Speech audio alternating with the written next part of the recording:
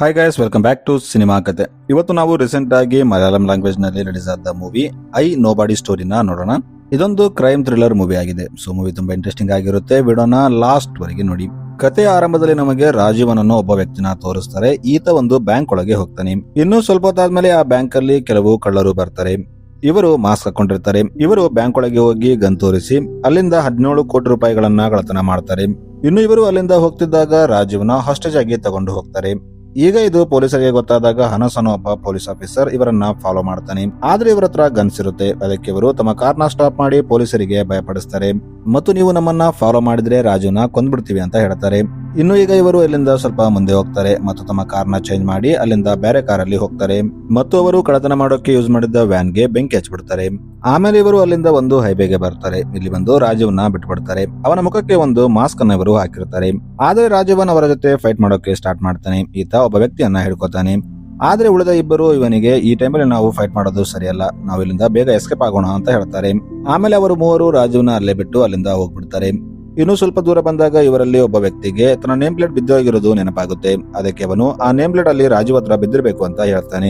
ಇವರಿಗೆ ತಾವು ಆ ನೇಮ್ ಪ್ಲೇಟ್ ಇಂದ ಸಿಕ್ಕಾಕೊಳ್ಬಹುದು ಅಂತ ಡೌಟ್ ಬರುತ್ತೆ. ಅದಕ್ಕೆ ಅವರು ಆ ನೇಮ್ ಪ್ಲೇಟ್ ತಗೊಳಕ್ಕೆ ರಾಜೀವ್ ಹತ್ರ ಮತ್ತೆ ಹೋಗ್ತಿರ್ತಾರೆ. ಇನ್ನೊಂದು ಕಡೆ ನಮಗೆ ರಾಜೀವ್ನ ತೋರಿಸ್ತಾರೆ. ರಾಜು ಮುಖಕ್ಕೆ ಮಾಸ್ಕ್ ಇರುತ್ತೆ. ಅವನಿಗೆ ಏ ಕಡೆ ಹೋಗ್ತಿದ್ದೀನಿ ಅಂತ ಅರ್ಥವಾಗ್ತಿರಲ್ಲ, ಏಕೆಂದ್ರೆ ಆ 3 ವ್ಯಕ್ತಿಗಳು ಇವನ ಕೈನ ಸಹ ಕಟ್ಟಿರ್ತಾರೆ. ಆದ್ರೆ ಅಷ್ಟೊತ್ತಿಗೆ ಆ 3 ವ್ಯಕ್ತಿಗಳು ರಾಜೀವ್ ಹತ್ರ ಬರ್ತಿರ್ತಾರೆ. ಅದೇ ಟೈಮಲ್ಲಿ ಅವರಿಗೆ ಆಕ್ಸಿಡೆಂಟ್ ಆಗುತ್ತೆ. ಇನ್ನು ಆ ಆಕ್ಸಿಡೆಂಟ್ ನಲ್ಲಿ ಆ 3 ವ್ಯಕ್ತಿಗಳು ಸತ್ತೋಗ್ತಾರೆ. ಈಗ ಸಿನ್ಲಿಂದ ಹಾಸ್ಪಿಟಲ್ ಕಡೆ ಶಿಫ್ಟ್ ಆಗುತ್ತೆ. ಇಲ್ಲಿ ಹಾಸ್ಪಿಟಲ್ ನಲ್ಲಿ ರಾಜೀವ್ ಇರ್ತಾನೆ. ಆಗ ಅಲ್ಲಿ ಅದೇ ಪೊಲೀಸ್ ಆಫೀಸರ್ ಅನಸ್ ಬರ್ತಾನೆ. ಈತ ಬಂದು ರಾಜೀವ್ಗೆ ಅಷ್ಟಕ್ಕೂ ಅಲ್ಲಿ ಏನ್ ನಡೀತು ಅಂತ ಕೇಳ್ತಾನೆ. ಆಗ ರಾಜು ಅನಸ್ಗೆ ತನಗೆ ಸಿಕ್ಕ ಆ ನೇಮ್ ಪ್ಲೇಟ್ ನ ಕೊಡ್ತಾನೆ. ಆ ರಾಬರ್ ಅಲ್ಲಿ ಒಬ್ಬಾತ ಒಂದು ಕೆಫೆಯಲ್ಲಿ ಕೆಲಸ ಮಾಡ್ತಿರ್ತಾನೆ. ಅನಸ್ ಆ ನೇಮ್ ಪ್ಲೇಟ್ ನ ನೋಡಿ ಲೈಟ್ ಆಗಿ ಭಯಪಡ್ತಾನೆ. ಈಗ ರಾಜು ಅಲ್ಲಿ ಏನ್ ನಡೀತು ಅಂತ ಹೇಳ್ತಾನೆ. ಅವರು ನನ್ನ ಮುಖಕ್ಕೆ ಮಾಸ್ಕ್ ಆಗಿ ರೋಡ್ ಅಲ್ಲಿ ಬಿಟ್ಬಿಟ್ರು. ಆಗ ನಾನು ಒಬ್ಬ ವ್ಯಕ್ತಿ ಜೊತೆ ಫೈಟ್ ಮಾಡಿದ್ದೆ. ಅದೇ ಟೈಮಲ್ಲಿ ಅವನ ನೇಮ್ ಪ್ಲೇಟ್ ಕೆಳಗೆ ಬಿದ್ದಿರ್ಬೇಕು. ಅವರು ನನ್ನ ಮುಖಕ್ಕೆ ಮಾಸ್ಕ್ ಹಾಕಿದ್ದರಿಂದ ನಾನು ಎಲ್ಲಿದ್ದೀನಿ ಅಂತ ನನಗೆ ಗೊತ್ತಿದ್ದಿಲ್ಲ ಅಂತ ಹೇಳ್ತಾನೆ. ಇನ್ನು ಅದೇ ಟೈಮಲ್ಲಿ ನಮಗೆ ರಾಜೀವನ್ ವೈಫ್ ಮೀರನ್ನ ತೋರಿಸ್ತಾರೆ. ಈಕೆ ಕೂಡ ಹಾಸ್ಪಿಟಲ್ಗೆ ಬಂದಿರ್ತಾಳೆ. ಆದ್ರೆ ಇಲ್ಲಿ ಒಂದು ಟ್ವಿಸ್ಟ್ ಇರುತ್ತೆ. ಆಕ್ಚುಲಿ ಆ 3 ಕಳ್ಳರಿಗೆ ಆಕ್ಸಿಡೆಂಟ್ ಆದ ಕಾರಲ್ಲಿ ಲೂಟಿ ಮಾಡಿದ ಹಣ ಇರಲ್ಲ.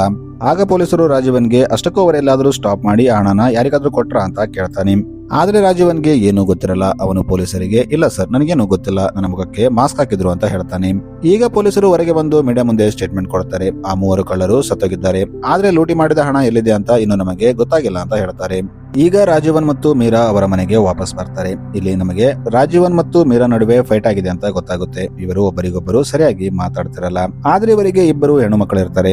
ರಾಜೀವನ್ ಪರಿಸ್ಥಿತಿ ನೋಡಿ ರಾಜೀವನ್ ಸಣ್ಣ ಮಗಳು ಆತನಿಗೆ ಅಪ್ಪ ನಿನಗೆ ಏನಾಯ್ತು ಅಂತ ಕೇಳ್ತಾಳೆ. ಆಗ ರಾಜೀವನ್ ಆಕೆಗೆ ಒಂದು ಸ್ಟೋರಿ ಮೂಲಕ ಬ್ಯಾಂಕ್ ಅಲ್ಲಿ ಏನಾಯ್ತು ಅಂತ ಹೇಳ್ತಾನೆ. ಇದನ್ನೆಲ್ಲ ಮೀರಾ ಕೂಡ ಕೇಳ್ತಿರ್ತಾಳೆ. ಆದ್ರೆ ಆಕೆ ಒಂದು ಸಲ ಹೋಗಿನೂ ರಾಜೀವನ್ಗೆ ಹೇಗಿದ್ಯಾ ಅಂತ ಕೇಳಲ್ಲ. ಇನ್ನು ಮಾರನೇ ದಿನ ಬೆಳಗ್ಗೆ ಆದಾಗ ಕೆಲವು ಕಾನ್ಸ್ಟೇಬಲ್ಸ್ ರಾಜೀವನ್ ಮನೆಗೆ ಬರ್ತಾರೆ. ಇವರು ಬಂದು ರಾಜೀವನ್ನ ಪೊಲೀಸ್ ಸ್ಟೇಷನ್ಗೆ ಕರ್ಕೊಂಡು ಹೋಗ್ತಾರೆ. ಇನ್ಸ್ಪೆಕ್ಟರ್ ಸಹ ನಿಮ್ಮ ಜೊತೆ ಮಾತಾಡ್ಬೇಕಂತೆ, ಇಲ್ಲಿ ವೇಟ್ ಮಾಡಿ ಅಂತ ಹೇಳ್ತಾರೆ. ಆದ್ರೆ ತುಂಬಾ ಹೊತ್ತಾದ್ರೂ ಇನ್ಸ್ಪೆಕ್ಟರ್ ಅಲ್ಲಿಗೆ ಬರಲ್ಲ. ಆಗ ರಾಜೀವನ್ ಕಾನ್ಸ್ಟೇಬಲ್ಸ್ ಗೆ ನಿಮ್ಮ ಸಾರ್ ಎಲ್ಲಿ ಅಂತ ಕೇಳ್ತಿರ್ತಾನೆ. ಆದ್ರೆ ಅವರು ಅವನಿಗೆ ಏನು ರೆಸ್ಪಾನ್ಸ್ ಕೊಡ್ತಿರಲ್ಲ. ನೀವು ವೇಟ್ ಮಾಡಿ, ಅವರು ಬಂದ್ಬಿಡ್ತಾರೆ ಅಂತ ಹೇಳ್ತಿರ್ತಾರೆ. ಈಗ ಸೀನಿಲಿಂದ ಒಂದು ಸೀನಿಯರ್ ಕಪಲ್ ಕಡೆ ಶಿಫ್ಟ್ ಆಗುತ್ತೆ. ಈತನ ಹೆಸರು ಜಾಕೋಬ್ ಆಗಿರುತ್ತೆ. ಈತ ನ್ಯೂಸ್ ಪೇಪರ್ ಓದ್ತಿರ್ತಾನೆ. ನ್ಯೂಸ್ ಪೇಪರ್ ನಲ್ಲಿ ಅದೇ ಬ್ಯಾಂಕ್ ಅಲ್ಲಿ ಕಳ್ಳತನ ಆದ ಮ್ಯಾಟರ್ ಬಗ್ಗೆ ಬರೆದಿರುತ್ತೆ. ಅದರಲ್ಲಿ ಕಳ್ಳರು ಬ್ಯಾಂಕ್ ಇಂದ 17 ಕೋಟಿಯನ್ನ ಕದ್ದಿದ್ರು. ಅವರು ರಾಜೀವನ್ನ ವ್ಯಕ್ತಿನ ಹಾಸ್ಟೇಜ್ ಮಾಡಿ ತಗೊಂಡು ಹೋಗಿದ್ರು. ಇನ್ನು ಆ ಕಳ್ಳರು ಹೈವೇನಲ್ಲಿ ಹೋಗ್ತಿದ್ದಾಗ ಅವರಿಗೆ ಆಕ್ಸಿಡೆಂಟ್ ಆಗಿ ಅವರು 3 ಅದೇ ಕಾರಲ್ಲಿ ಸತ್ತೋದ್ರು. ಆದ್ರೆ ಪೊಲೀಸರು ಆ ಕಾರ್ನ ಚೆಕ್ ಮಾಡಿದಾಗ ಅದರಲ್ಲಿ ಹಣ ಸಿಕ್ಕಿಲ್ಲ ಅಂತ ಬರೆದಿರುತ್ತೆ ಮತ್ತು ಕಳ್ಳರು ದಾರಿಯಲ್ಲಿ ಎಲ್ಲಾದ್ರೂ ಹಣನ ಬಚ್ಚಿಟ್ಟಿರಬಹುದು ಅಂತ ಬರೆದಿರ್ತಾರೆ. ಇದನ್ನ ಓದಿ ಜಾಕೋಬ್ ಹೇಗಾದ್ರೂ ಮಾಡಿ ಹಣನ ತಗೋಬೇಕಂತ ಪ್ಲಾನ್ ಮಾಡ್ತಾನೆ. ಏಕೆಂದ್ರೆ ಇವನಿಗೆ ತುಂಬಾ ಸಾಲ ಆಗಿರುತ್ತೆ. ಅದಕ್ಕೆ ಈಗ ಜಾಕೋಬ್ ಕಳ್ಳರು ಹೋಗಿದ್ದ ದಾರಿಯಲ್ಲಿ ಹೋಗಿ ಹುಡುಕ್ತಿರ್ತಾನೆ. ಆದ್ರೆ ಶಾಕಿಂಗ್ಲಿ ಅಲ್ಲಿ ತುಂಬಾ ಜನ ಅದೇ ರೀತಿ ಹಣನ ಹುಡುಕ್ತಿರ್ತಾರೆ. ಆಕ್ಚುಲಿ ನ್ಯೂಸ್ ಓದಿದ್ದ ಎಲ್ಲಾ ಜನ ಕಸದ ಪುಟ್ಟಿಯಲ್ಲಿ ಆ ಕಳ್ಳರು ಹಣನ ಬಚ್ಚಿಡಬಹುದು ಅಂತ ಎಲ್ಲ ಕಸದ ಪುಟ್ಟಿಯನ್ನ ಚೆಕ್ ಮಾಡ್ತಿರ್ತಾರೆ. ಆದ್ರೆ ಯಾರಿಗೂ ಹಣ ಸಿಗಲ್ಲ. ಈಗ ಸಿನಿಲಿಂದ ಅದೇ ಪೊಲೀಸ್ ಆಫೀಸರ್ ಅನಸ್ ಕಡೆ ಶಿಫ್ಟ್ ಆಗುತ್ತೆ. ಪೊಲೀಸ್ ಡಿಪಾರ್ಟ್ಮೆಂಟ್ ಇವನನ್ನ ಸಸ್ಪೆಂಡ್ ಮಾಡಿರ್ತಾರೆ. ಏಕೆಂದ್ರೆ ಇವನ ಅಜಾಗರೂಕತೆಯಿಂದಲೇ ಆ ಕಳ್ಳರು ತಪ್ಪಿಸ್ಕೊಂಡಿರ್ತಾರೆ. ಅದಕ್ಕೆ ಈಗ ಅನಸ್ ಹೋಗಿ ರಾಜೀವನ್ನ ಮೀಟ್ ಆಗ್ತಾನೆ. ರಾಜೀವನ್ ತನ್ನ ಕೆಲಸದ ಮೇಲೆ ಇರ್ತಾನೆ. ಅನಸ್ ರಾಜೀವನ್ಗೆ ಸರ್, ನನ್ನ ಸಸ್ಪೆಂಡ್ ಮಾಡಿದ್ದಾರೆ. ನನಗೆ ನನ್ನ ಜಾಬ್ ಮತ್ತೆ ಸಿಗಬೇಕಾದ್ರೆ ನಾನು ಆ 17 ಕೋಟಿಯನ್ನ ಹುಡುಕ್ಬೇಕು. ಆ ಕಳ್ಳರು ಅದನ್ನ ಎಲ್ಲಿ ಬಚ್ಚಿಟ್ಟಿದ್ದಾರೆ ಅಂತ ಯಾರಿಗೂ ಗೊತ್ತಿಲ್ಲ. ದಯವಿಟ್ಟು ನಿಮಗೆ ಏನಾದ್ರೂ ಗೊತ್ತಿದ್ರೆ ಹೇಳಿ, ನಾನು ಆ ಹಣನ ಕಂಡುಹಿಡಿದು ಮತ್ತೆ ನನ್ನ ಜಾಬ್ ನ ತಗೋತೀನಿ ಅಂತ ಹೇಳ್ತಾನೆ. ಆದ್ರೆ ರಾಜೀವನ್ ಇಲ್ಲ ಸರ್, ನನಗೆ ಏನು ನೆನಪಿಲ್ಲ, ನಾನು ನನಗೆ ಗೊತ್ತಿರೋ ಎಲ್ಲ ವಿಷಯನ ನಿಮಗೆ ಆಲ್ರೆಡಿ ಹೇಳಿದ್ದೀನಿ ಅಂತ ಹೇಳ್ತಾನೆ. ಇನ್ನೊಂದು ಕಡೆ ಪೊಲೀಸರು ಪದೇ ಪದೇ ರಾಜೀವನ್ ಮನೆಗೆ ಬಂದು ಹೋಗ್ತಿರ್ತಾರೆ ಮತ್ತು ಅವನನ್ನ ಎನ್ಕ್ವೈರಿಗೆ ಕರ್ಕೊಂಡು ಹೋಗ್ತಿರ್ತಾರೆ. ಇದನ್ನು ನೋಡಿ ಅಕ್ಕಪಕ್ಕದ ಮನೆಯವರು ಕೂಡ ಈಗ ರಾಜೀವನ್ ಮೇಲೆ ಡೌಟ್ ಪಡೋಕೆ ಸ್ಟಾರ್ಟ್ ಮಾಡ್ತಾರೆ. ಇದೇ ರಾಜೀವನ್ ಅವರ ಜೊತೆ ಪ್ಲಾನ್ ಮಾಡಿ ಹಣನ ಕದ್ದಿರಬೇಕು. ಅದಕ್ಕೆ ಪೊಲೀಸರಿಗೆ ಇವನ ಮೇಲೆ ಡೌಟ್ ಇದೆ ಅಂತ ಹೇಳ್ತಿರ್ತಾರೆ. ಇದೇ ಫ್ರಸ್ಟ್ರೇಷನ್ ಅಲ್ಲಿ ರಾಜೀವನ್ ತನ್ನ ಕೆಲಸದ ಕಡೆನೂ ಸಜ್ಜಾಗಿ ಗಮನ ಕೊಡೋಕೆ ಆಗ್ತಿರಲ್ಲ. ಆಗ ರಾಜೀವನ್ ಬಾಸ್ ಅವನನ್ನ ಕರೆದು ಅವನನ್ನ ಬೈತಾನೆ. ಈ ಕಡೆ ರಾಜೀವನ್ ಕಲೀಗ್ಸ್ ಕೂಡ ಅವನ ಮೇಲೆ ಡೌಟ್ ಪಡ್ತಿರ್ತಾರೆ. ಅದಕ್ಕೆ ಅವರು ಇವನು ಸರಿಯಾಗಿ ಕೆಲಸಕ್ಕೆ ಬರ್ತಿಲ್ಲ, ಹಣನ ಚೆನ್ನಾಗಿ ಯೂಸ್ ಮಾಡ್ತಿರ್ಬೋದು ಅಂತ ಹೇಳ್ತಿರ್ತಾರೆ. ಹೀಗಿದ್ದಾಗ ಒಂದು ದಿನ ಮತ್ತೆ ಅನಸ್ ರಾಜೀವನ್ ಹತ್ರ ಬರ್ತಾನೆ. ಸರ್ ದಯವಿಟ್ಟು ನನಗೆ ಹೆಲ್ಪ್ ಮಾಡಿ, ನನಗೆ ನನ್ನ ಜಾಬ್ ವಾಪಸ್ ಬೇಕು, ನಿಮಗೇನಾದ್ರೂ ನೆನಪಿದ್ರೆ ಹೇಳಿ ಅಂತ ಹೇಳ್ತಾನೆ. ಇದನ್ನು ಕೇಳಿ ರಾಜೀವನ್ಗೂ ಅವನ ಮೇಲೆ ಪಾಪ ಅಂತ ಅನಿಸುತ್ತೆ. ಅದಕ್ಕೆ ಅವನು ಅವನಿಗೆ ಹೆಲ್ಪ್ ಮಾಡೋಕೆ ಒಪ್ಕೋತಾನೆ. ಈಗ ರಾಜು ಅನಸ್ಗೆ ನನ್ನ ಕಣ್ಣಿಗೆ ಒಂದು ಬಟ್ಟೆ ಕಟ್ಟು ಅಂತ ಹೇಳ್ತಾನೆ. ಆಮೇಲೆ ಇವರು ಕಾರಲ್ಲಿ ಕೂತು ಆ ಕಳ್ಳರು ಹೋದ ರೂಟ್ಗೆ ಹೋಗ್ತಿರ್ತಾರೆ. ಆಕ್ಚುಲಿ ಇಲ್ಲಿ ರಾಜೀವನ್ ಕಳ್ಳರು ತನ್ನನ್ನ ಕರ್ಕೊಂಡು ಹೋಗ್ತಿದ್ದಾಗ 100 ರಿಂದ ಉಲ್ಟಾ ನಂಬರ್ನ ಕೌಂಟ್ ಮಾಡಿರ್ತಾನೆ ಮತ್ತು ಎಲ್ಲಾದ್ರೂ ಟರ್ನ್ ಬಂದ್ರೆ ಆ ನಂಬರ್ನ ನೆನಪಿಟ್ಕೊಂಡಿರ್ತಾನೆ. ಈಗ ಅನಸ್ ಕಾರ್ ಓಡಿಸ್ತಿರ್ತಾನೆ. ಇನ್ನು ರಾಜೀವನ್ ಹಿಂದೆ ಕುಂತು ಕಣ್ಣಿಗೆ ಬಟ್ಟೆ ಕಟ್ಕೊಂಡಿರ್ತಾನೆ. ಅವನು ಈಗ ನಂಬರ್ ಕೌಂಟ್ ಮಾಡೋಕೆ ಸ್ಟಾರ್ಟ್ ಮಾಡ್ತಾನೆ. 60 ಬಂದಾಗ ಲೆಫ್ಟ್ ಹೋಗು, 70 ಬಂದಾಗ ರೈಟ್ ಹೋಗು ಅಂತ ಹೇಳ್ತಿರ್ತಾನೆ. ಇನ್ನು ಇಬ್ಬರು ಒಂದು ಜಾಗಕ್ಕೆ ಬಂದಾಗ ರಾಜೀವನ್ ಅವನಿಗೆ ಕಾರ್ ನಿಲ್ಲಿಸುವಂತೆ ಹೇಳ್ತಾನೆ. ಈ ಜಾಗ ನೋಡಿ ಅನಸ್ ಶಾಕ್ ಆಗ್ತಾನೆ. ಏಕೆಂದ್ರೆ ಇದೊಂದು ನಿರ್ಮಾನುಷ್ಯ ಜಾಗ ಆಗಿರುತ್ತೆ. ಇಲ್ಲಿ ಅಕ್ಕಪಕ್ಕದಲ್ಲಿ ಯಾರು ಇರಲ್ಲ, ಆದ್ರೆ ಇಲ್ಲಿ ಒಂದು ಸಣ್ಣ ಟೆಂಪಲ್ ಮಾತ್ರ ಇರುತ್ತೆ. ಈಗ ರಾಜೀವನ್ ಅನಸ್ಗೆ ನನಗೆ ಇಲ್ಲಿವರೆಗೆ ಮಾತ್ರ ನೆನಪಿದೆ, ಇಲ್ಲಿಂದ ಮುಂದೆ ಏನಾಗುತ್ತೋ ನೀವೇ ಹುಡುಕೊಳ್ಳಿ ಅಂತ ಹೇಳ್ತಾನೆ. ಆಮೇಲೆ ಅವನನ್ನ ಅಲ್ಲೇ ಬಿಟ್ಟು ಹೋಗ್ಬಿಡ್ತಾನೆ. ಆದ್ರೆ ಅನಸ್ ಮಾತ್ರ ನಾನು ಇಷ್ಟು ಸಣ್ಣ ಕ್ಲೂ ಇಂದ ಆ ದುಡ್ಡನ್ನ ಹೇಗೆ ಹುಡುಕ್ಬೇಕಂತ ಯೋಚನೆ ಮಾಡ್ತಿರ್ತಾನೆ. ಈ ಕಡೆ ರಾಜೀವನ್ ಅಲ್ಲಿಂದ ತನ್ನ ಮಗಳ ಸ್ಕೂಲ್ಗೆ ಹೋಗ್ತಾನೆ. ಇಲ್ಲಿ ಬಂದಾಗ ಕೆಲವು ಟೀನೇಜ್ ಹುಡುಗರು ಅವನನ್ನ ಗೇಲಿ ಮಾಡ್ತಿರ್ತಾರೆ. ಅಂಕಲ್ ನಿಮ್ಮ ಹತ್ರ ತುಂಬಾ ದುಡ್ಡಿದೆ, 10,000 ನಮಗೆ ಕೊಡಿ, ನಾವು ಪಾರ್ಟಿ ಮಾಡ್ಕೋತೀವಿ ಅಂತ ಹೇಳ್ತಿರ್ತಾರೆ. ಆದ್ರೆ ರಾಜೀವನ್ ಅವರ ಜೊತೆ ಜಗಳ ಮಾಡದೆ ಅವನು ಸೀದಾ ಹೋಗಿ ಕಾರಲ್ಲಿ ಕೂತ್ಕೋತಾನೆ. ಆದ್ರೆ ಅವನು ಕಾರ್ ಡೋರ್ ಲಾಕ್ ಮಾಡ್ತಿದ್ದಾಗ ಒಬ್ಬ ಹುಡುಗನ ಕೈ ಅದರೊಳಗೆ ಬಂದ್ಬಿಡುತ್ತೆ. ಇದರಿಂದ ಅವನಿಗೆ ತುಂಬಾ ಗಾಯವಾಗುತ್ತೆ. ಹೀಗಾಗಿ ಹುಡುಗರೆಲ್ಲ ರಾಜೀವನ್ ಮೇಲೆ ಕೋಪ ಮಾಡಿ ಅವನ ಕಾರ್ ಗಾಜನ್ನೇ ಹೊಡೆದಾಕ್ತಾರೆ. ಇನ್ನು ಮಾರನೇ ದಿನ ರಾಜೀವನ್ ಮತ್ತೆ ತನ್ನ ಮಗಳ ಸ್ಕೂಲ್ಗೆ ಹೋದಾಗ ಆ ಹುಡುಗ ಮತ್ತೆ ಅಲ್ಲೇ ಇರ್ತಾನೆ. ಅವನ ಕೈಗೆ ಗಾಯವಾಗಿರುತ್ತೆ. ಅವನು ತನ್ನ ಕೈಗೆ ಬ್ಯಾಂಡೇಜ್ ಕಟ್ಕೊಂಡಿರ್ತಾನೆ. ಇದನ್ನ ನೋಡಿ ರಾಜೀವನ್ ಅವರನ್ನ ತನ್ನ ಹತ್ರ ಕರೀತಾನೆ ಮತ್ತು ATM ನಿಂದ 10,000 ತೆಗೆದು ಅವರಿಗೆ ಕೊಡ್ತಾನೆ. ರಾಜೀವನ್ ಅಲ್ಲಿಂದ ತನ್ನ ಮನೆಗೆ ವಾಪಸ್ ಬಂದಾಗ ಅವನ ಫ್ಲಾಟ್ ಮುಂದೆ ಒಬ್ಬ ಮಹಿಳೆ ಬಂಡೆನ ಒರೆಸ್ತಿರ್ತಾಳೆ. ಆಕೆ ರಾಜೀವನ ನೋಡಿ ಅಲ್ಲಿಂದ ಓಡೋಗ್ತಿರ್ತಾಳೆ. ಅದೇ ಟೈಮಲ್ಲಿ ರಾಜೀವನ್ ಮನೆ ಒಳಗಿಂದ ಒಬ್ಬ ವಾಚ್ಮನ್ ಕೂಡ ಹೊರಗೆ ಬಂದು ಓಡುತ್ತಿರ್ತಾನೆ. ಇದನ್ನ ನೋಡಿ ರಾಜೀವನ್ಗೆ ಏನು ಅರ್ಥವಾಗಲ್ಲ. ಅಷ್ಟಕ್ಕೂ ಇವರು ಯಾಕೆ ನನ್ನ ಮನೆಯಲ್ಲಿದ್ದಾರೆ ಅಂತ ಅನ್ಕೋತಾನೆ. ಈಗ ಅವನು ಅವರನ್ನ ಕೇಳೋಕೆ ಅವರ ಹತ್ರ ಹೋಗ್ತಾನೆ. ಆದ್ರೆ ಅವರು ಇವನ ಜೊತೆ ಫೈಟ್ ಮಾಡ್ತಾರೆ. ಇಲ್ಲಿ ರಾಜೀವನ್ ಕೂಡ ಅವರನ್ನ ಹೊಡಿತಾನೆ. ಆದ್ರೆ ಅವರು ರಾಜೀವನಿಂದ ತಪ್ಪಿಸ್ಕೊಂಡು ಅಲ್ಲಿಂದ ಓಡೋಗ್ತಾರೆ. ಆಕ್ಚುಲಿ ಅವರಿಬ್ಬರು ರಾಜೀವನ್ ಬ್ಯಾಂಕ್ ಅಲ್ಲಿ ಲೂಟಿ ಮಾಡಿದ ಹಣನ ತನ್ನ ಮನೆಯಲ್ಲಿ ಬಚ್ಚಿಟ್ಟಿರಬಹುದು ಅಂತ ನೋಡೋಕೆ ಬಂದಿರ್ತಾರೆ. ಇನ್ನು ಸ್ವಲ್ಪ ಹೊತ್ತಾದ್ಮೇಲೆ ಜಾಕಬ್ ಕೂಡ ಇವರ ಮನೆಗೆ ಬರ್ತಾನೆ. ಈತ ಡೋರ್ ರಿಪೇರಿ ಮಾಡೋ ನೆಪದಲ್ಲಿ ಬಂದಿರ್ತಾನೆ. ಇದನ್ನೆಲ್ಲ ನೋಡಿ ಮೀರಾ ರಾಜೀವನ್ಗೆ ಬೈತಾಳೆ. ನಿನ್ನಿಂದಾಗಿನೇ ಯಾರು ಬೇಕಾದ್ರೂ ನಮ್ಮ ಮನೆಗೆ ಬರ್ತಿದ್ದಾರೆ ಅಂತ ಹೇಳ್ತಾಳೆ. ಇದೆಲ್ಲ ನಿನ್ನಿಂದನೇ ಆಗಿದ್ದು, ನಮ್ಮ ಮನೆಯಲ್ಲಿ ಮಕ್ಕಳಿದ್ದಾರೆ, ಅವರಿಗೇನಾದ್ರೂ ಆದ್ರೆ ಯಾರು ಜವಾಬ್ದಾರಿ ಅಂತ ಬೈತಾಳೆ. ಇದನ್ನು ಕೇಳಿ ರಾಜೀವನ್ಗೆ ಬೇಜಾರಾಗುತ್ತೆ. ಅವನು ಅಲ್ಲಿಂದ ಹೊರಗೆ ಬರ್ತಾನೆ. ಅವನು ಇದೇ ಟೆನ್ಷನ್ ಅಲ್ಲಿ ಹೋಗ್ತಿದ್ದಾಗ ಅವನ ಬೈಕ್ ಹೋಗಿ ಆಟೋಗೆ ಗುದ್ಬಿಡುತ್ತೆ. ಈಗ ಆಟೋದವರು ರಾಜೀವನ್ ಜೊತೆ ಜಗಳ ತಗೋತಾರೆ ಮತ್ತು ಅಲ್ಲಿ ತುಂಬಾ ಜನ ಗುಂಪಾಗಿ ಸೇರ್ಕೋತಾರೆ. ಇವರಲ್ಲಿ ಕೆಲವರು ರಾಜೀವನ್ನ ಗುರುತಿಸ್ತಾರೆ. ನೀನು ಅದೇ ಬ್ಯಾಂಕ್ ಅಲ್ಲಿ ಲೂಟಿ ಮಾಡಿದ ವ್ಯಕ್ತಿ ತಾನೆ ಅಂತ ಹೇಳ್ತಾರೆ. ಆದ್ರೆ ರಾಜೀವನ್ ಅಲ್ಲ, ನಾನು ಬ್ಯಾಂಕ್ ಅಲ್ಲಿ ಲೂಟಿ ಮಾಡಿಲ್ಲ ಅಂತ ಹೇಳ್ತಿರ್ತಾನೆ. ಆದ್ರೆ ಅವರು ಕೇಳದೆ ಆಟೋದವನಿಗೆ ತುಂಬಾ ಲಾಸ್ ಆಗಿದೆ, ಅವನಿಗೆ ದುಡ್ಡು ಯಾರು ಕೊಡ್ತಾರೆ ಅಂತ ಕೇಳ್ತಾರೆ. ಆಗ ರಾಜೀವನ್ ಅವನಿಗೆ ಎಷ್ಟು ಲಾಸ್ ಆಗಿದೆ ಅಂತ ಹೇಳಿ ನಾನೇ ಕೊಟ್ಬಿಡ್ತೀನಿ ಅಂತ ಹೇಳ್ತಾನೆ. ಅದಕ್ಕೆ ಅವರು ಆಟೋದವನಿಗೆ 5 ಲಕ್ಷ ಲಾಸ್ ಆಗಿದೆ, ನಿನ್ನತ್ರ ತುಂಬಾ ದುಡ್ಡಿದೆ ತಾನೆ, ಅವನಿಗೆ 5 ಲಕ್ಷ ಕೊಟ್ಬಿಡು, ನಿನಗೇನು ಆಗಲ್ಲ ಅಂತ ಹೇಳ್ತಾರೆ. ಇದನ್ನು ಕೇಳಿ ರಾಜೀವನ್ಗೆ ಕೋಪ ಬರುತ್ತೆ. ನಾನು ಯಾವ ದುಡ್ಡನ್ನ ಕದ್ದಿಲ್ಲ ಅಂತ ಹೇಳಿ ಅವರ ಜೊತೆ ಫೈಟ್ ಮಾಡೋಕೆ ಸ್ಟಾರ್ಟ್ ಮಾಡ್ತಾನೆ. ಆದ್ರೆ ಅವರು ತುಂಬಾ ಜನ ಇರ್ತಾರೆ. ಅವರು ಕೂಡ ರಾಜೀವನ್ಗೆ ತುಂಬಾ ಹೊಡಿತಾರೆ. ಅದೇ ಟೈಮಲ್ಲಿ ಪೊಲೀಸರು ಬಂದು ರಾಜೀವನ್ನ ಕಾಪಾಡಿ ಅಲ್ಲಿಂದ ಸ್ಟೇಷನ್ಗೆ ಕರ್ಕೊಂಡು ಹೋಗ್ತಾರೆ. ಇಲ್ಲಿ ಬಂದಾಗ ಪೊಲೀಸ್ ಆಫೀಸರ್ ರಾಜೀವನ್ಗೆ ನಿನಗೆ ನಿಜ ಗೊತ್ತಿದ್ರೆ ಎಲ್ಲ ಹೇಳ್ಬಿಡು, ಅಷ್ಟಕ್ಕೂ ಆ ದುಡ್ಡು ಎಲ್ಲಿದೆ ಅಂತ ಕೇಳ್ತಾನೆ. ಇದನ್ನು ಕೇಳಿ ರಾಜೀವನ್ ಇಲ್ಲ ಸರ್, ನನಗೆ ಆ ದುಡ್ಡು ಎಲ್ಲಿದೆ ಅಂತ ಗೊತ್ತಿಲ್ಲ, ಅಷ್ಟಕ್ಕೂ ಆ ಕ್ರಿಮಿನಲ್ಗಳು ಸತ್ತೋಗಿದ್ದಾರೆ, ಅವರಿಗೆ ಯಾರಾದ್ರೂ ಪಾರ್ಟ್ನರ್ಸ್ ಇರಬೇಕು, ಅವರ ಹತ್ರ ಆ ದುಡ್ಡು ಇರಬೇಕು, ನೀವ್ಯಾಕೆ ನನ್ನನ್ನೇ ಕ್ರಿಮಿನಲ್ ತರ ನೋಡ್ತಾ ಇದ್ದೀರಾ ಅಂತ ಹೇಳ್ತಾನೆ. ಇನ್ನು ಈಗ ಪೊಲೀಸರು ಮೀರಾಗೆ ಕಾಲ್ ಮಾಡಿ ಕರೀತಾರೆ. ಮೀರಾ ಅಲ್ಲಿ ಬಂದು ರಾಜೀವನ್ನ ಬಿಡಿಸ್ಕೊಂಡು ಹೋಗ್ತಾಳೆ. ಇನ್ನು ಮೀರಾ ರಾಜೀವನ್ನ ಮನೆಗೆ ಕರ್ಕೊಂಡು ಬಂದಾಗ ಅವನ ಮುಂದೆ ಡೈವರ್ಸ್ ಪೇಪರ್ನ ಇಡ್ತಾಳೆ ಮತ್ತು ನನಗೆ ನಿನ್ನಿಂದ ಸಾಕಾಗಿದೆ, ನನಗೆ ಈಗ ಡೈವರ್ಸ್ ಬೇಕು ಅಂತ ಹೇಳ್ತಾಳೆ.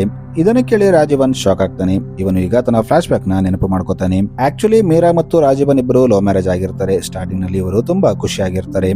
ಆದ್ರೆ ಬರ್ತಾ ಬರ್ತಾ ರಾಜೀವನ್ ಮೀರಾ ಮೇಲೆ ಕೋಪ ಮಾಡೋಕೆ ಸ್ಟಾರ್ಟ್ ಮಾಡ್ತಾನೆ. ಅವನು ಮಾತಿಗೆ ಆಕೆ ಮೇಲೆ ಸೆಟ್ ಮಾಡ್ಕೋತಿರ್ತಾನೆ. ಆದ್ರೆ ಬರ್ತಾ ಬರ್ತಾ ಅವನು ಮತ್ತೆ ಸೈಲೆಂಟ್ ಆಗ್ತಾನೆ. ಮೀರಾ ಏನೇ ಹೇಳಿದ್ರು ಅವನು ಸುಮ್ಮನಾಗ್ತಿರ್ತಾನೆ. ಹೀಗಾಗಿ ಇವರ ರಿಲೇಷನ್ ತುಂಬಾ ಕೆಟ್ಟೋಗಿರುತ್ತೆ. ಆದ್ರೂ ಅದೇ ಟೈಮಲ್ಲಿ ಇವರಿಗೆ ಇಬ್ಬರು ಹೆಣ್ಣುಮಕ್ಕಳು ಹುಟ್ಟಿರ್ತಾರೆ. ಇನ್ನು ಈಗ ಪ್ರೆಸೆಂಟ್ ನಲ್ಲಿ ರಾಜೀವನ್ ಏನು ಮಾತಾಡದೆ ಡೈವರ್ಸ್ ಪೇಪರ್ ಮೇಲೆ ಸೈನ್ ಮಾಡ್ಬಿಡ್ತಾನೆ. ಅಂದ್ರೆ ಇವರು ಮ್ಯೂಚುವಲ್ ಡೈವರ್ಸಿಂಗ್ ತಗೋತಿರ್ತಾರೆ. ಇನ್ನು ಮಾರನೇ ದಿನ ಮೀರಾ ಎಲ್ಲಿಗೆ ಹೋಗಿ ಮನೆಗೆ ವಾಪಸ್ ಬಂದಾಗ ಇಲ್ಲಿನ ದೃಶ್ಯ ನೋಡಿ ಶಾಕ್ ಆಗ್ತಾಳೆ. ಏಕೆಂದ್ರೆ ಆಕೆ ಬೆಡ್ರೂಮ್ ನಲ್ಲಿ ಆಕೆ ಮಗಳು ದುಡ್ಡಿಂದ ಆಟವಾಡ್ತಿರ್ತಾಳೆ. ಎಲ್ಲಾ ಕಡೆ ದುಡ್ಡು ಬಿದ್ದಿರುತ್ತೆ. ಮೀರಾ ಮಗಳಿಗೆ ಆ ದುಡ್ಡು ಮಂಚದ ಕೆಳಗೆ ಸಿಕ್ಕಿರುತ್ತೆ. ಮೀರಾ ಮಂಚದ ಕೆಳಗೆ ನೋಡಿದಾಗ ಅಲ್ಲಿ ತುಂಬಾ ದುಡ್ಡು ಇರುತ್ತೆ. ಅದನ್ನು ನೋಡಿ ಏಕೆ ಇದು ಬ್ಯಾಂಕಿಂದ ಲೂಟಿ ಮಾಡಿದ ಅದೇ ಹಣ ಅಂತ ಕನ್ಫರ್ಮ್ ಮಾಡ್ಕೋತಾಳೆ. ಆದ್ರೆ ಆ ಟೈಮಲ್ಲಿ ರಾಜು ಮನೇಲಿರಲ್ಲ. ಇನ್ನು ಅದೇ ಟೈಮಲ್ಲಿ ಜಾಕೋಬ್ ಮನೆಗೆ ಬರ್ತಾನೆ. ಈತ ಬಂದು ಮೀರಾಗೆ ನೀವು ನ್ಯೂಸ್ ಪೇಪರ್ ಬಿಲ್ ನ ಪೇ ಮಾಡಿಲ್ಲ ಅಂತ ಹೇಳ್ತಾನೆ. ಆಗ ಮೀರಾ ಆತನಿಗೆ ದುಡ್ಡು ತಗೊಂಡ್ಬರ್ತೀನಿ, ವೇಟ್ ಮಾಡಿ ಅಂತ ಹೇಳ್ತಾಳೆ.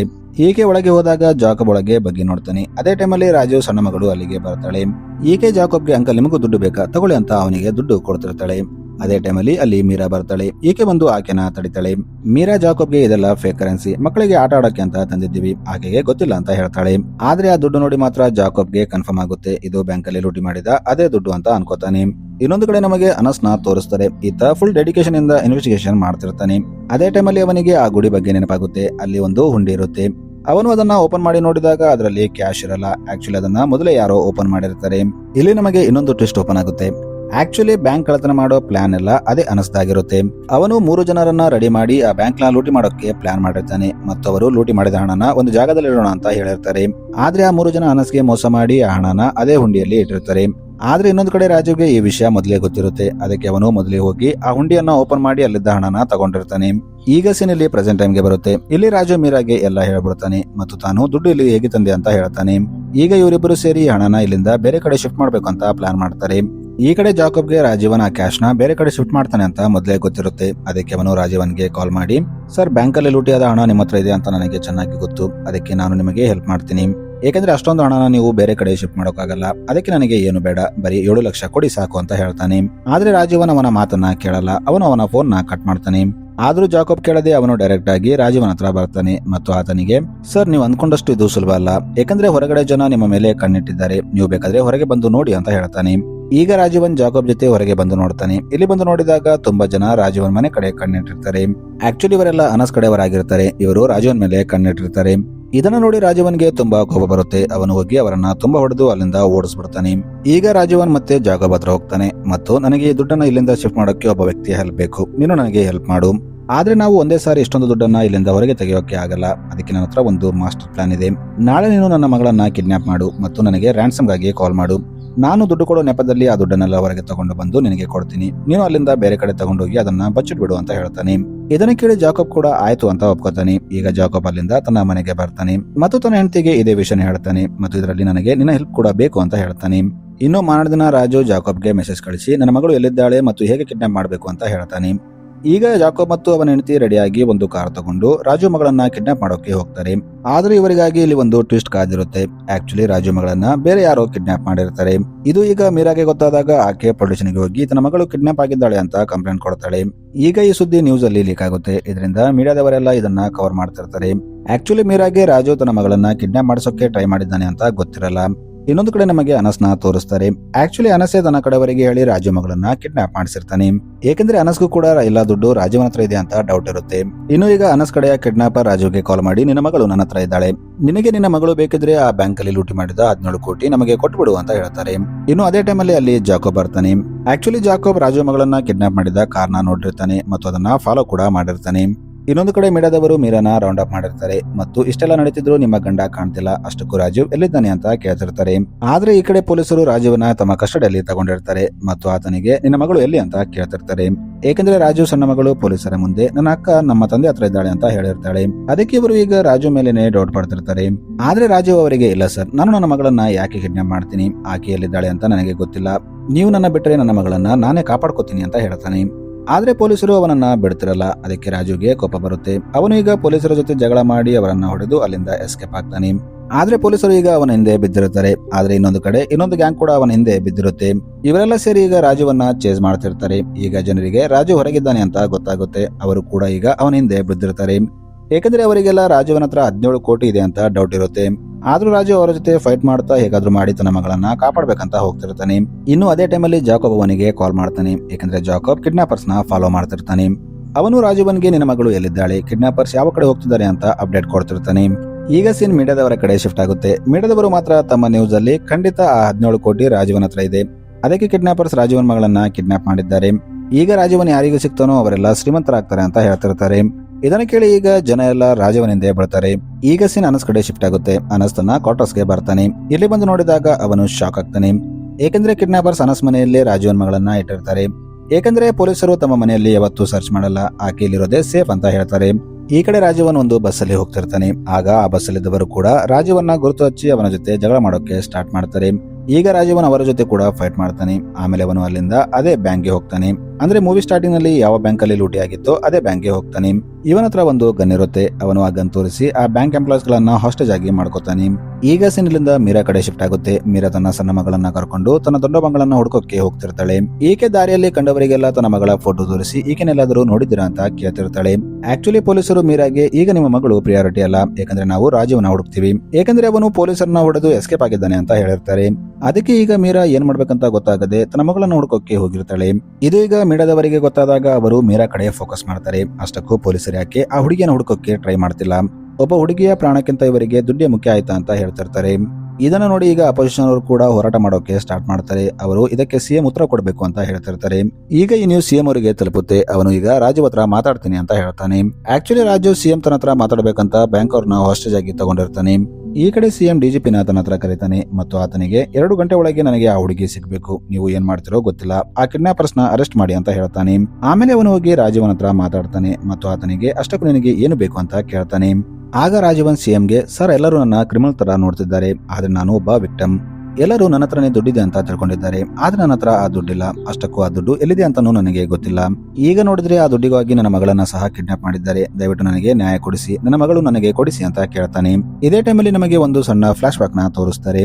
ಆಕ್ಚುಲಿ ರಾಜೀವನ್ ಇಲ್ಲಿಗೆ ಬರೋಕ್ಕಿಂತ ಮುಂಚೆ ಅನಸ್ ಹತ್ರ ಹೋಗಿರ್ತಾನೆ. ಯಾಕಂದ್ರೆ ಜಾಕೋಬ್ ರಾಜೀವನ್ಗೆ ಕಾಲ್ ಮಾಡಿ ನಿನ್ನ ಮಗಳನ್ನ ಕಿಡ್ನಾಪ್ ಮಾಡಿದ್ದು ಬೇರೆ ಯಾರು ಅಲ್ಲ ಅನಸ್ ಅಂತ ಹೇಳಿರ್ತಾನೆ. ಅದಕ್ಕೆ ಈಗ ರಾಜೀವನ್ ಅಲ್ಲಿ ಹೋಗಿ ಅನಸ್ ಜೊತೆ ಫೈಟ್ ಮಾಡ್ತಾನೆ ಮತ್ತು ತನ್ನ ಮಗಳನ್ನ ಕಾಪಾಡ್ಕೊತಾನೆ. ಆಮೇಲೆ ಅವನು ಪೊಲೀಸರಿಗೆ ಫೋನ್ ಮಾಡಿ ತನ್ನ ಮಗಳಿದ್ದ ಲೊಕೇಶನ್ ಹೇಳಿರ್ತಾನೆ. ಈಗ ಪೊಲೀಸರು ಹೋಗಿ ಆಕೆನ ಕಾಪಾಡಿರ್ತಾರೆ.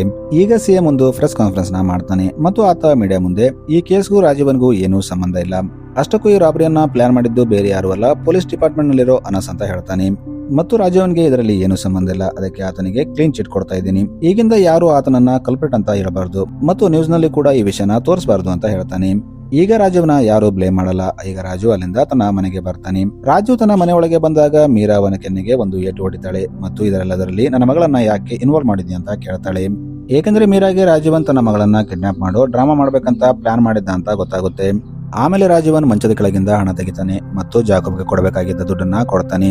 ಇದರಿಂದ ಜಾಕೋಬ್ ತನಗೆ ಇದ್ದ ಎಲ್ಲಾ ಸಾಲನ ತೀರಿಸ್ತಾನೆ. ಸೊ ಮೂವಿ ಇಲ್ಲಿಗೆ ಎಂಡ್ ಆಗುತ್ತೆ. Thanks for watching.